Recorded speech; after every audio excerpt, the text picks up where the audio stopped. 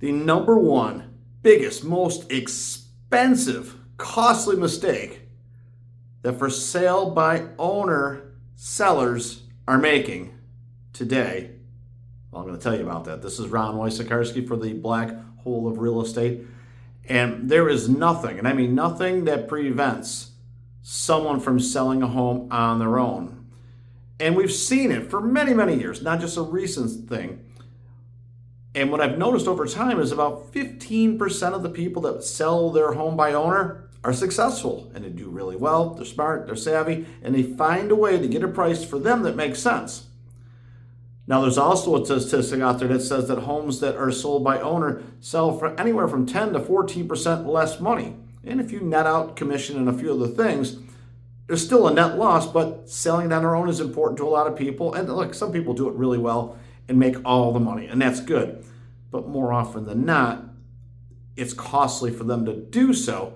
And the number one thing that gets in the way, honestly, is ego. It's not the lack of knowledge. It's not the lack of salesmanship. It's not the lack of marketing. It's ego.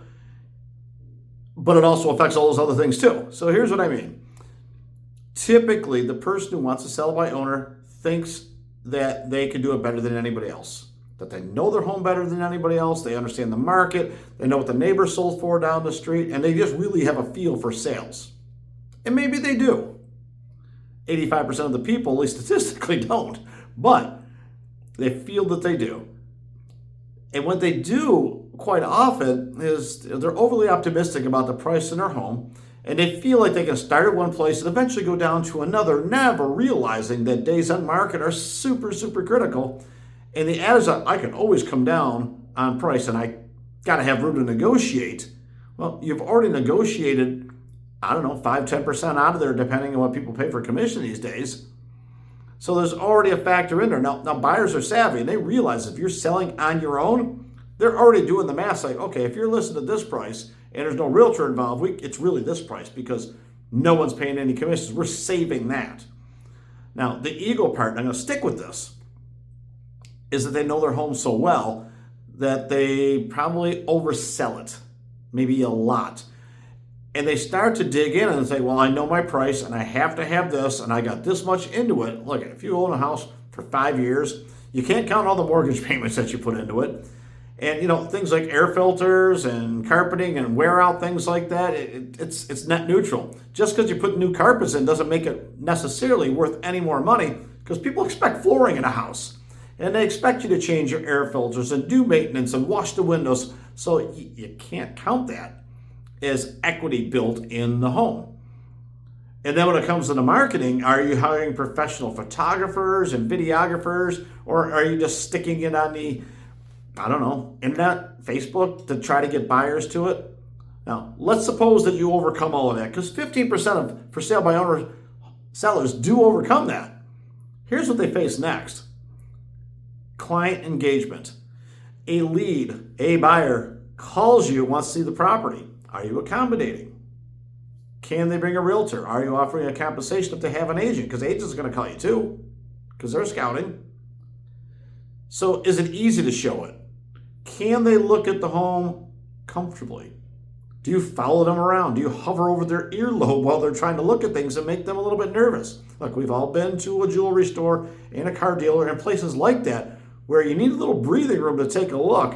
And if somebody's constantly hovering over you, well, that doesn't work too much either. I can promise you, I've met people in front of their garage, says, oh yeah, go through the front door. And we're thinking that we're going to have like free reign in the house to look and breathe and relax.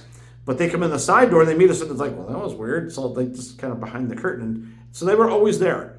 Now what gets worse, let's suppose that you like it and you want to write an offer. And now it gets contentious because maybe you don't negotiate a lot of sales. Now, there's agents that don't do that either. But if you're a homeowner selling by owner and you only do this once every 10 or 20 years, you might miss a couple of things in the art of negotiation. And along with that is the ego and the ability to become defensive about your home. So when somebody says, my goodness, my house, it's worth this much and not a penny less, and it's the best home in the neighborhood, it's the best lot, and I put these wonderful curtains in there, it's worth every penny. Well, that's your opinion. But the buyer might feel differently about that. Well, let's suppose you get through all of that and you get under contract, and now you got inspections. If you're selling the home and saying, well, because we came down from our list price to this price, there is no more negotiation because I already gave you the discount. Well, if you're overpriced because you're overly optimistic and your ego allowed you to price it way more than it should be, and then somebody came in and made an offer, let's say at market value, there's really no discount in there. It's selling for the price it should sell for. And if there's things wrong with the house, then a buyer is going to want you to either repair or replace those things. So if you push back on that too, you see, there's another place where the buyer can say, the heck with this and walk away. And I go through this every single month, and not just with for sale by owners.